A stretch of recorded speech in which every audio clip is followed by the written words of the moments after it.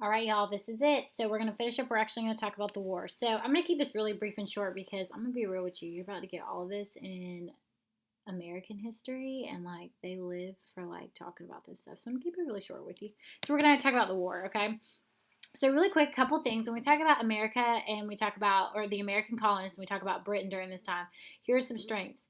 So American colonists had a cause. First of all, they wanted the British to leave them alone. They wanted to start their own country. Also, they were fighting on their home turf.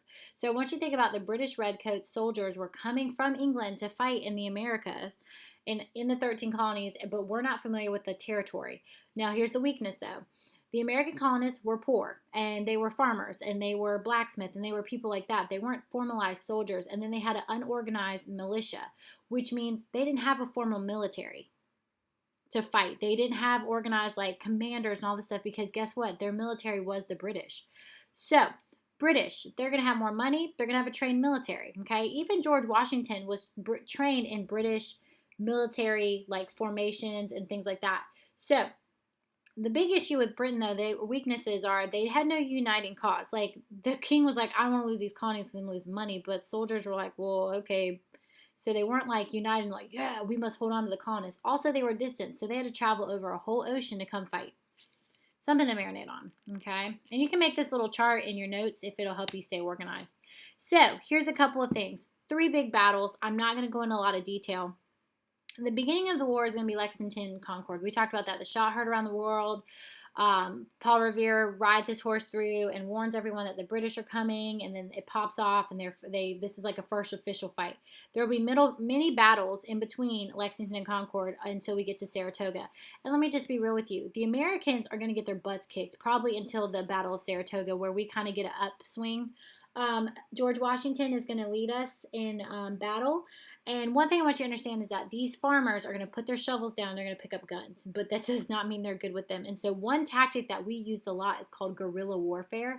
So, we would hide in the woods and we would hide in areas and we would ambush the British because to directly go on a battlefield and fight the British had better skills in that realm because that's what they did in Europe. That's what they did with other wars, but we didn't have the colonists did not have that skill set, and so they had to kind of ambush them or fight in the woods or areas where they were familiar but the British weren't.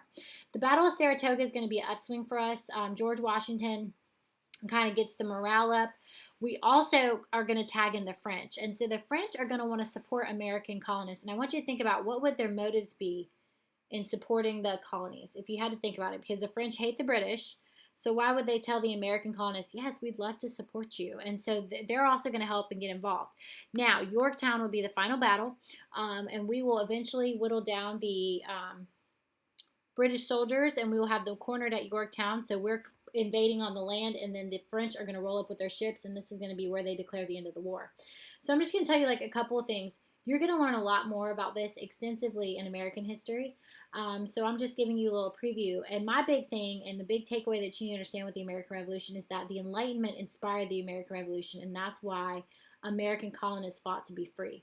So we got these 3 battles I just talked about, and now we're going to talk about what it looks like. So by 1783, we have the Treaty of Paris, where British recognizes the independence of the United States because they can't continue to fight.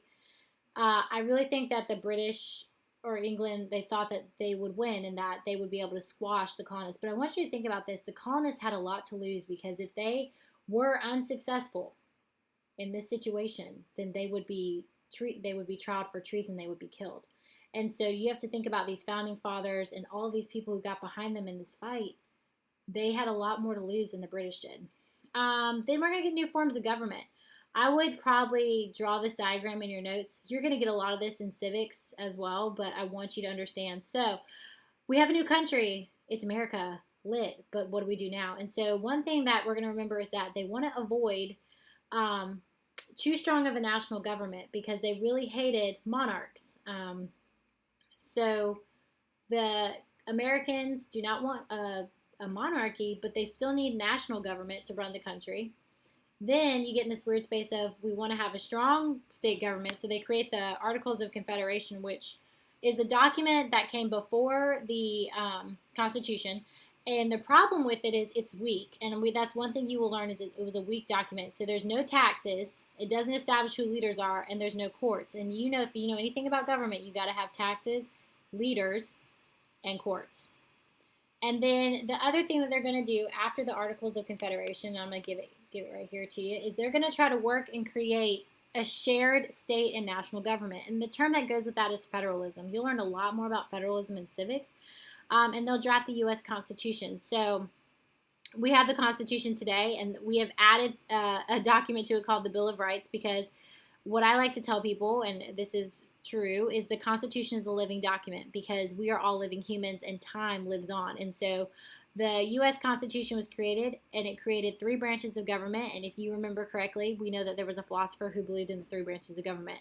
So you have your legislative, your executive, and judicial, which creates Congress, the president, and your Supreme Court, okay? And also the U.S. Constitution has the Bill of Rights, which are amendments that as time changes and society evolves, we add to the Bill of Rights to help fit our society. For example, women having the right to vote, or legalizing the consumption of alcohol, or African Americans being able to vote, African Americans being citizens of the United States. Things to think about. Those are things that are added to the Constitution. First Amendment, freedom of speech. Second Amendment, right to bear arms. So those amendments are added as our society changes. So, in a nutshell, don't forget about federalism, but the big thing I want you to take away from the American Revolution is that it was inspired by the Enlightenment. People were ready to get rid of monarchs and being under monarchs. And this is going to be the theme as we move to the next unit. Okay?